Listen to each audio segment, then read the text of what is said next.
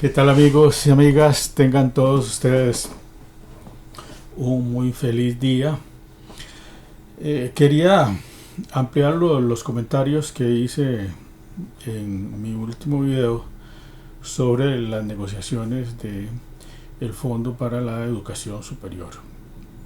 Evidentemente que yo estoy de acuerdo en que en este país, poco a poco y a lo largo de los años, algunas instituciones se fueron llenando de privilegios.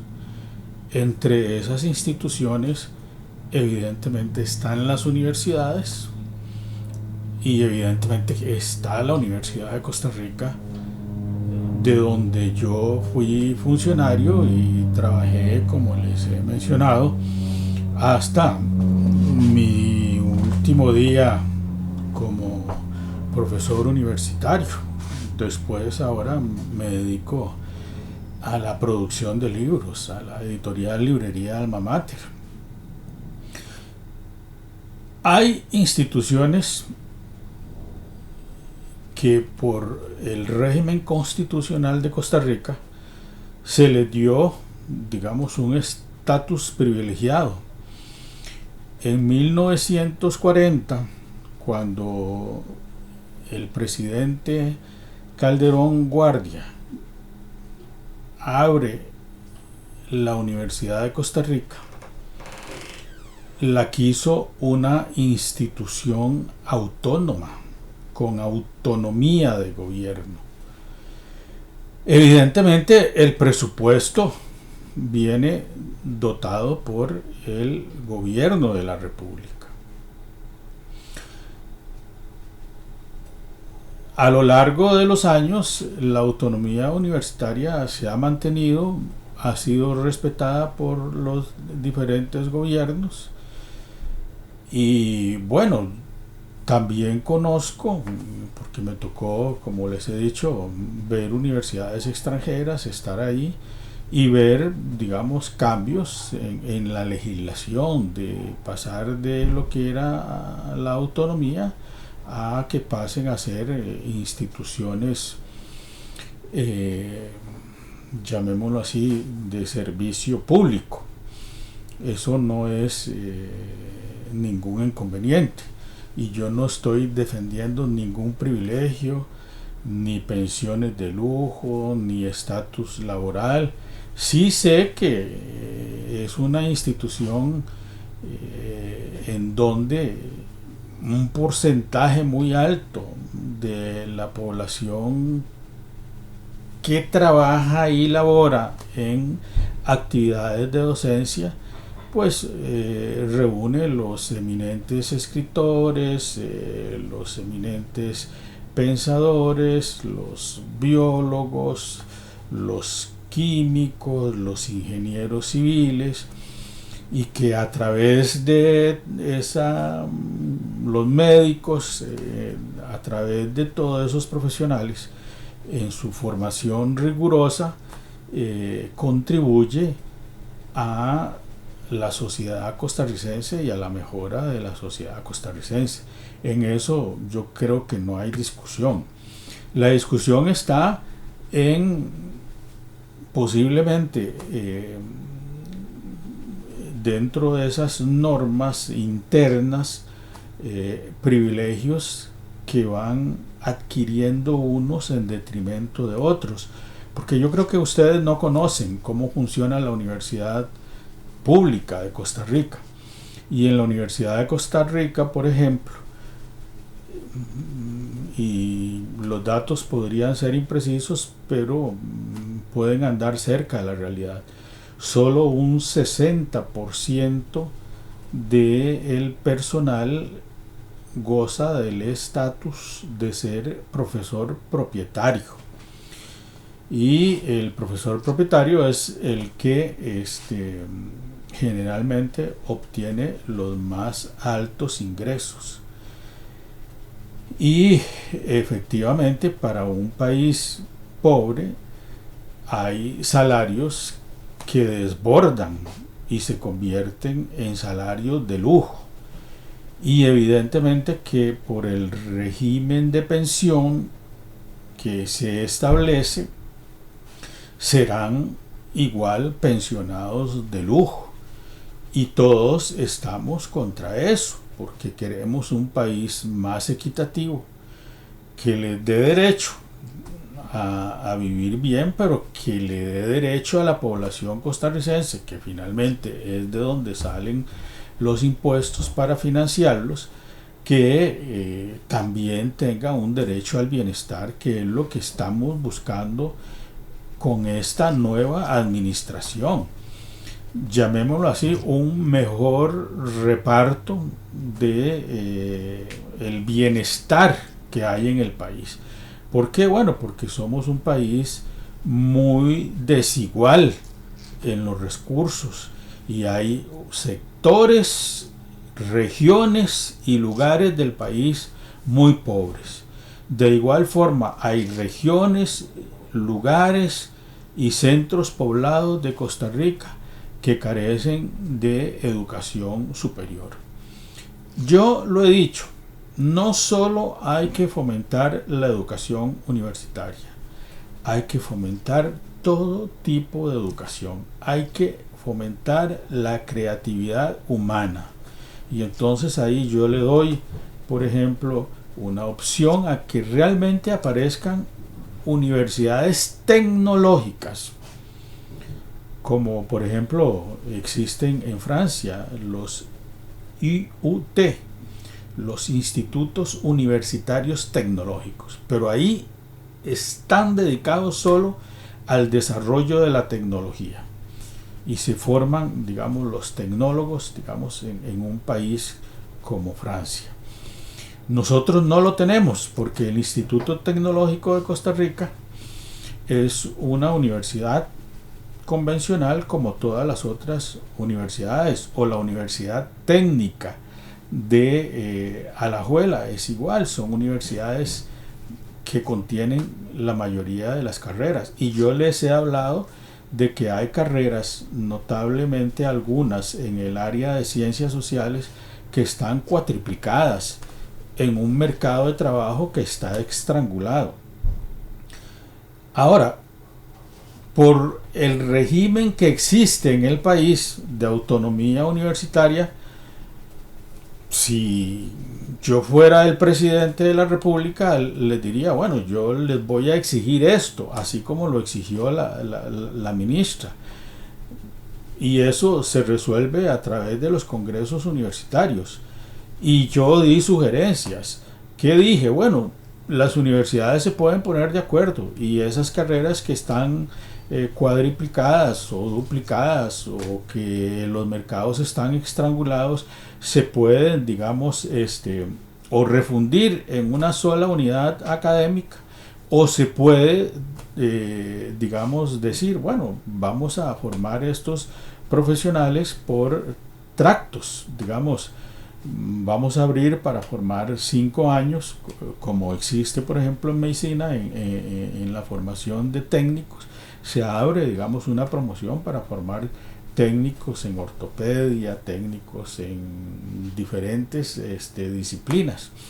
Y entonces, cuando se llega al momento en que se siente que hay necesidad de contratar nuevos profesionales, entonces se vuelven a abrir. Hay muchas modalidades que dentro de la democracia son posibles. Yo he visto mensajes de gente que me dice, y es que la famosa autonomía universitaria, bueno, la famosa autonomía universitaria es un decreto constitucional, así lo quiso Rafael Ángel Calderón Guardia, y lo quiso en un momento en que Costa Rica tenía ejército, y entonces, para evitar lo que venía pasando en América Latina, digamos, de que las universidades podían ser invadidas por los ejércitos.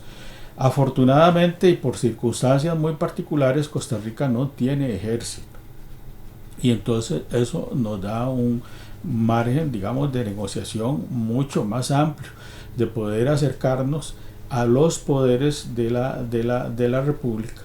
Y además, en mi época, cuando yo me educaba en los años 70, los ministros, los diputados, los rectores fueron presidentes. Rodrigo Carazo fue presidente de la República y fue profesor mío. Los ministros, Fernando Naranjo fue profesor en economía y fue ministro. Astrid Fischel fue ministra de vicepresidenta y ministra de educación y fue compañera mía de estudio. Es decir, nuestra Costa Rica pequeña tiene canales de comunicación donde no hay necesidad de emplear ni la fuerza, ni el terror, ni el temor. Esa es la democracia costarricense, a diferencia de otros países latinoamericanos que por su grandeza o por el poderío que han tenido en el pasado algunas instituciones han tenido que ser intervenidas por los ejércitos. Los casos más claros son el caso de Argentina, de ser el 10º país del mundo a estar en la posición en que está hoy día. Y estoy plenamente seguro que nuestro presidente, formado también parcialmente en la Universidad de Costa Rica, en donde estudió economía del año 1981 al año 1984, conoce lo que es el régimen universitario y sabe que cualquiera de las autoridades universitarias, desde los consejos universitarios hasta el rector de la universidad, siempre han tenido capacidad para conversar, para reunirse y para tomar las mejores decisiones para el país. Y posiblemente este sea un momento propicio para unir fuerzas, porque hay en Costa Rica muchos regímenes de privilegios, no solo de los profesores, digamos, de esa masa, de ese porcentaje que yo les hablo, que podría oscilar entre un 40 y un 60% de profesores que tienen salarios privilegiados. La universidad podría pasar una norma a través de un congreso universitario, establecer topes. Y estoy plenamente seguro que como ha pasado en otras épocas, las universidades se acomodan. Igual debemos revisar si el número y la cantidad de universidades es la adecuada para el país o si hay necesidad de reubicarlas. Hay provincias que no tienen universidades, hay provincias que tienen sedes regionales. Ha habido, digámoslo así, un crecimiento muy caótico de la educación universitaria. Cuando don Carlos Monge Alfaro habló de regionalización, bueno, se fundó la primera sede regional, que es la de San Ramón, que hoy día es casi una universidad. Podría hasta dársele la autonomía. Pero bueno, en eso, y eso son las historias que muchos de ustedes no saben. En los años 70, la universidad era una universidad dominada por el Partido Liberación Nacional. Desde los rectores, los consejos universitarios y hasta los profesores. En mucho la historia que recibimos, yo fui formado en Costa Rica. Fui a estudiar al exterior y ahí fue donde empecé a hacer una revisión de contenidos que andaban, faltaba alguna parte que no nos enseñaron. Y es que después de 1948, cuando se funda el Centro para el Estudio de los Problemas Nacionales, que es el origen del Partido Liberación Nacional, yo he encontrado decretos del Consejo Universitario donde expulsó a grandes escritores como Fabián Dobles, y a Fabián Dobles, que había formado parte del Centro para el Estudio de los Problemas Nacionales. Después, digamos, dio un paso más, digamos, hacia el Partido Comunista, y entonces fue excluido de la universidad. Yo creo que las universidades no se caracterizan por excluir a aquel que piensa diferente. A veces es importante oír en el mundo universitario discursos que son diferentes a los discursos oficiales, por llamarlo así. Eso le cuesta mucho a la gente que no está en la institución universitaria que eso pueda existir, pero así lo es. Y así como en el pasado, digamos, de la universidad, durante largos años fueron excluidos los profesores, digamos, cuyo pensamiento era diferente, digamos, al del Partido Liberación Nacional, que ha sido el partido hegemónico, que dominaba la enseñanza superior, que dominaba el poder político y dominaba todas las instancias de poder. Hemos llegado a una elección, porque este es un momento particular de la historia de Costa Rica, y eso deben entenderlo, un momento particular en donde hemos colocado un partido que venía de fundarse con un candidato que había vivido mucho tiempo en el extranjero, pero que había pensado Costa Rica y la había pensado de una mejor manera, en donde está entonces empujando hacia el cambio. Y muchos creemos que ese cambio debe ser un buen cambio.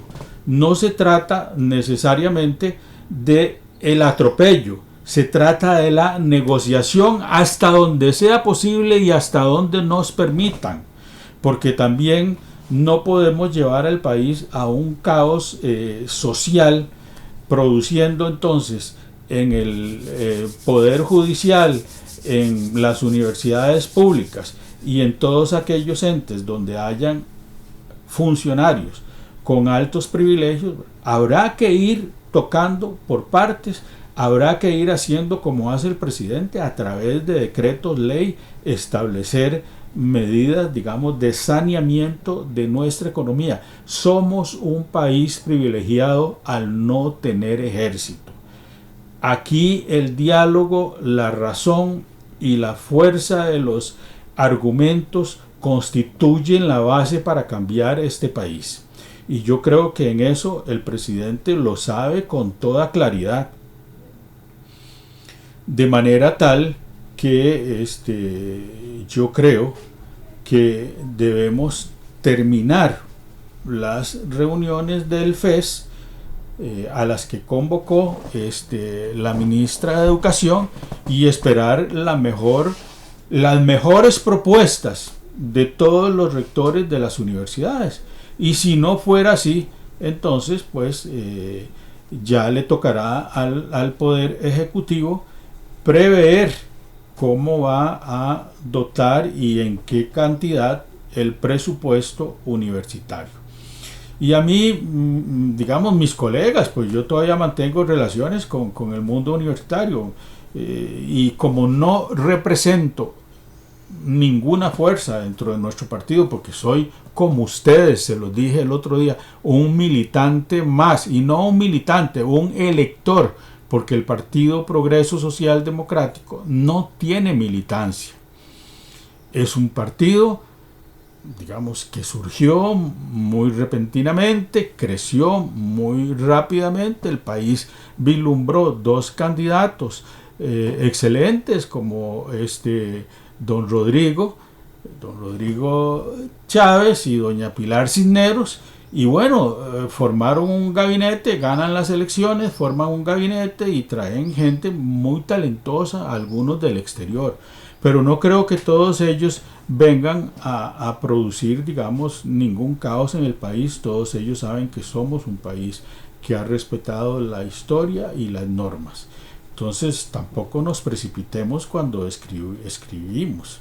Escribamos con tranquilidad, con calma, con entendimiento y con razón. Eso es lo único que uno pide, digamos, de el público y del ciudadano costarricense. Sobre todo la solidaridad con los sectores que en estos momentos requieren más apoyo del gobierno, que además fueron los que votaron mayoritariamente por el presidente de la República, lo que uno llamaría las regiones periféricas, las regiones costeras, donde está la pobreza de Costa Rica. Los del Valle Central, los que vivimos en áreas urbanas, no votamos mayoritariamente por Rodrigo, o no votaron, por yo sí voté, pero ahí hay grandes sectores de gente de clase media que no está con nuestras posiciones, y lo mejor sería convencerlos que ese es el mejor camino para no tener que fraccionar la división, para crear bloques de conflicto. Que estén todos ustedes muy bien, nos seguimos viendo, muchas gracias.